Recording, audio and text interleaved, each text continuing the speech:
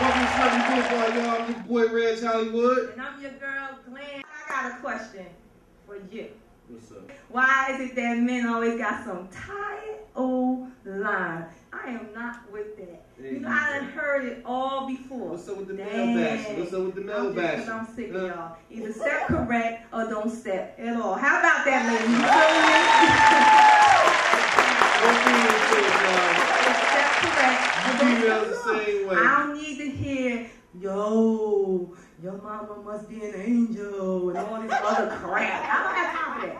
Okay? That's because you step into boys. Oh, is that what it is? That's what it is. Oh, okay. You need men in your life. You can't be just going out to the clubs and find. I don't go out to the club. That's the wrong places I to told go. you, look, the last time I've been to the club, I told you last week, right, y'all? How people be in the mirror doing their whole 2-2 step. You know what I'm saying? Leave the clubs alone. Why? Leave the club. If you find a man in a grocery store and he's shopping, then you got you a good man. Because now you know he cook. But I don't cook. Oh, you just Burger King it up, huh? No, I make reservations. That's what I do. That's right. I make reservations. Ladies, you feeling me? You make reservations? I make reservations. Yeah. Okay. You cook? Yeah, I cook. What you cook? I can cook anything. Like, I like to bake too. Oh, okay. Who hanging out with us on the block today? Oh, wait. Book writer, author, entrepreneur, Elijah Brown.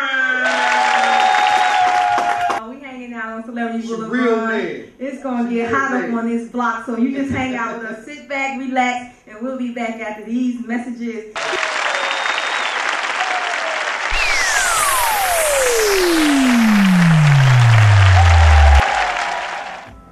Welcome back to Celebrity Boulevard. Now coming to the block is my man Elijah Brown. This first poem is called Situations, and you know we get into those situations in relationships, so. You put me through situations where I'm forced to do what I don't want to, and truth be told, we're held by a strong piece of string called I love you. Because if I did have no feelings for you, I would have been lost my grip as many times as we slipped, and I would never give you hard decisions to me. Just my knowledge of what BS I consistently take. My heart aches questioning. How could you still dwell in the past when you say that you want us to last, but how much forward could you possibly move on if backwards is where you're actually going? Tell me something. If we subtracted the love we had for each other, where would we be? What would you do if your ex came back to you and asked you, would you marry me? Would you allow him to speak when he got on one knee knowing what words was going to leak? Because it's pretty obvious what the story is. You act like the both of you have kids and it's mandatory for him to stay around. Let a brother know what's really going down because you got me guessing, really stressing. And you have to understand why I keep asking you the same questions. Because you make indirect statements. See, the unfinished truth is nothing but a lie. And when we talk, it's crazy when you never look me in my eyes. See, I was wrong. I misjudged the whole situations. Breakups are just like taking medication. Because while you're trying to fix one problem, others are being affected. Some things are being neglected, but you have to be selective because you missed the whole objective. Relationships are sometimes seasonal, and I'll take a lifetime. No games, no TV shows, so you can't use a lifeline. Even if you looked in my eyes, you wouldn't see a life like mine. Break up then make up. Hopefully we'll shape up. This is real love, the type that overfilled this cup, and it still's not enough. See, I would sacrifice my life, a lot similar to Jesus Christ. So that means for you, I would commit suicide. This other poem is called Questions, and this is that type of poem, you know, you're in the beginning of the relationship where you really don't know what's going on. You're asking yourself, like, what is going on? What is he or she doing to me? Do I love this person? You know? So this that type of poem. What do you want from me, she asked. And it honestly was not just me entering her and leaving. I just didn't know exactly what else I wanted, so I mumbled a few words and kissed her where the birds and bees took place. No face, just lip contact. Hands on back, our souls exchanged stories, but I knew we was on different pages. I just didn't know how to erase it, my past or my problems. There are no answers or any other way to solve this, I'm just screwed for life. I even removed the knife in me that my ex buried, and if you look close enough, you see the wounds I carry. And if you looked at my heart's pants pockets, you see the ring he carried to give hers. See, her heart lied to mine. She hit my spine and paralyzed my ability to love straight, so now I hate in place of love. She moaned and asked me, what are you doing to me? See, this position was fine for me, but it was more than this position. I was positioned and forced my head and back by asking her what she wanted from me. And I looked in her eyes, and her eyes said me. Her eyes told me she was tired of searching for Mr. Perfect, so she dealt with Mr. Average, a man who has his future ahead. But she just wasn't aware of my past beds, how I lay with angels and devils, how I've been shot at, bruised up, and unappreciated. My ex-girlfriend loves like orgasms, but unfortunately, she faked them. No excuse making of why I don't know what I want. It's these misconstrued thoughts of what to do with myself. Just hoping, praying that this new relationship will help me love again.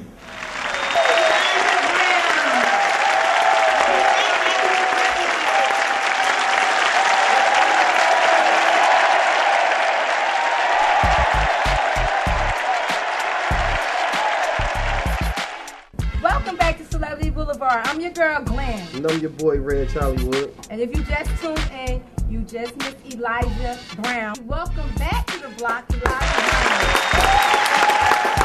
I just want to know what inspired you to write. Basically, what I've been through, what you may have been through. What I write doesn't mean that it just came from me. You know, I can hear your story and write it as if you wrote it. I can definitely. So you can write anything I tell you. Anything you tell me. How long you been writing? 10 years. 10 years? Yeah. What is it that people might tell me something that people wouldn't know about you? The girls that throw their panties on stage at you and all that stuff. That's what I want to know. Well, I definitely don't get panties thrown on stage, but I wear my heart on my sleeve. Oh, you do? Yeah. Oh, so you get your feelings hurt easy. Oh. Okay. And how old are you? 23. 23. 23 years old. Yeah. And you wear your heart on your sleeve. Ladies, he wear his heart on his sleeve. Be careful. He's sensitive. Very. He's sensitive. What's up? Some of you ladies out there like that.